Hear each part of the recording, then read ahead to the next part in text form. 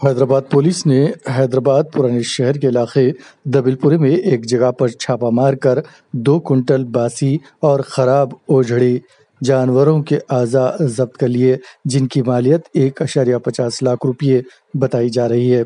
South east zone task force team ने एक खुफिया इत्तला पर कार्रवाई करते हुए एक शख्स को गिरफ्तार किया जो बकरी और भेड़ के बासी अज़ा, टांगे, सर, ज़बान, दिमाग, जिगर को महफूज करके गैर कानूनी तौर पर होटलों, तकारीब और फंक्शंस में फ़रोख्त कर रहा था, जिससे आवाम की सेहत को खतरा लाक हो गया था। ज़ब्तशुदा अशिया में बकरी की टांगे, सर, ज़बान, दिमाग और जिगर शामिल है।